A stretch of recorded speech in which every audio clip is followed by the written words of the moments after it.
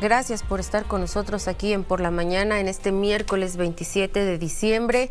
Y la semana pasada el presidente López Obrador estuvo hablando de petróleo, estuvo hablando de Pemex, le hicieron ahí algunas preguntas y entre todo eso el presidente López Obrador dijo que a él le gustaría mucho, así lo dijo, que ya no se usara el petróleo, que ya no se usaran los recursos fósiles, que no se usaran recursos no renovables, que se usaran más energías limpias, que sí se está haciendo este proceso, pero que va a llevar tiempo y que no puede ser de la noche a la mañana.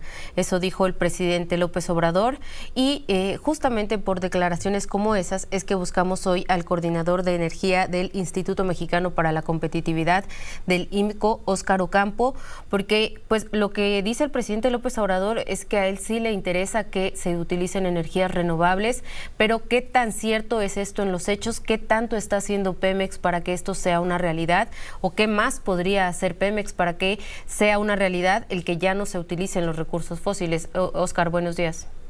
¿Qué tal? Buenos días. Encantado de platicar con ustedes esta mañana. Bueno, lo que dice el presidente es correcto, ¿no? Al final la transición energética se trata de la descarbonización gradual de las actividades económicas, ¿no? Incluido, por supuesto, y primordialmente el sector energético.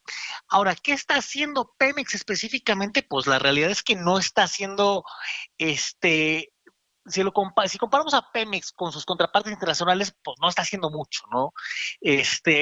A ver, el presidente menciona que quisiera dejar los recursos fósiles en el subsuelo, no que ya no fuera necesario extraerlos. La realidad es que eso no es viable, ¿no? Hay que tener claro una cosa. Por más que se expanda la presencia de la penetración de las energías renovables, solar, eólica, fotovoltaica, hidroeléctrica, y en general todas las tecnologías, siempre va a haber una necesidad de extraer crudo, ¿no? ¿Por qué? Porque el petróleo no se utiliza únicamente para los combustibles, sino también para los petroquímicos, ¿no? Como el plástico, la ropa que traemos puesta, es decir, el petróleo está en todos lados, ¿no? Y el tema aquí es cómo logramos una matriz energética balanceada, ¿no? Usando la mayor cantidad posible de energías renovables. La realidad es que en los últimos 5 años se han levantado una serie de obstáculos, una serie de trabas que no han permitido un despliegue acelerado de estas tecnologías, y ese por una parte es un gran reto que recibe la próxima administración, la próxima presidenta de México, y por otra parte, la otra cara de esta moneda es que también recibirá Pemex en una situación operativa y financiera muy delicada. Por ejemplo, Óscar, en esta COP, en esta Cumbre del Clima 2023, uno de los acuerdos fue que pues, se va a dejar de utilizar uno de los acuerdos era el fin de los combustibles fósiles. ¿Qué tanta disposición o qué tan posible es que México cumpla con estos acuerdos? Por ejemplo, ¿qué tendría que hacer Pemex en este momento para empezar a cumplir con eso? La redacción final del comunicado de la COP28 es el desplazamiento gradual de los combustibles fósiles e irlos reemplazando con otras tecnologías, ¿no? E inclusive el propio comunicado menciona los combustibles de transición, ¿no? Que en ese sentido estamos hablando del gas natural, que a pesar de ser un combustible fósil, es un combustible mucho menos contaminante, más barato y más eficiente que, por ejemplo, la gasolina, el diésel o el combustóleo, ¿no? Así es que, bueno, esto es un cambio gradual que ningún país en el mundo puede hacer de la noche a la mañana, ¿no? Y mucho menos México, ¿no? En términos de, por ejemplo, la infraestructura que tenemos para la electromovilidad, hoy por hoy es sumamente limitada, ¿no? Así es que los coches eléctricos en México en este momento no son una alternativa viable en la mayor parte del país. Así es que México todavía tiene una serie de obstáculos desde infraestructura de generación renovable.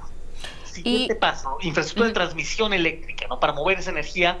Y tercer paso, por cierto, el ejemplo de la movilidad eléctrica, bueno, electrolineras que te permitan cargar los vehículos. Y Óscar, hablabas del reto para la próxima administración, por ejemplo, en el tema de las finanzas de Pemex. Hoy, diciembre de 2023, ¿cuál es la situación real o lo que sabemos de la situación de finanzas de Pemex? A ver, para ponerlo en términos muy sencillos, Pemex sigue siendo la petrolera más endeudada del mundo. O sea, la deuda de Pemex ahorita asciende a más o menos, y esto es al corte de octubre, ¿no?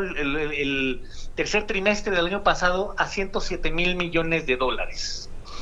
O sea, estamos hablando de más o menos 7% del PIB de este país únicamente en la deuda de Pemex.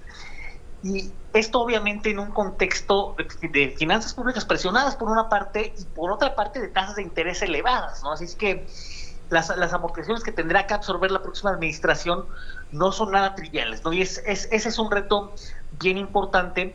Y otra parte de este problema es los apoyos que se ha dado a Pemex. Recordemos que los últimos 5 años el gobierno federal ha tenido una política muy ambiciosa de apoyar a Pemex, desde con reducciones de impuestos hasta con apoyos de capital, hasta otro tipo de estímulos que al día de hoy ascienden a más o menos 1.45 billones, billones en inglés, perdón, en español, de pesos, ¿no?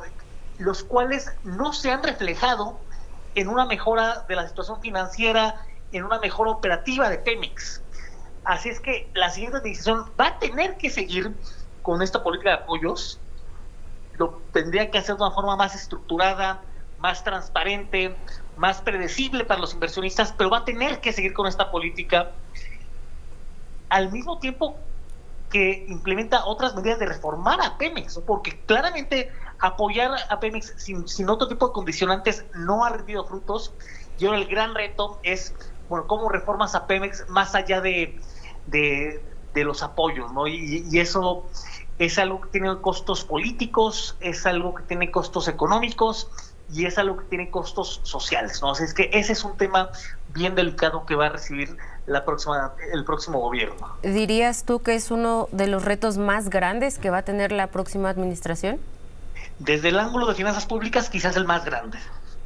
Pemex sería el reto más grande de finanzas públicas para la próxima administración.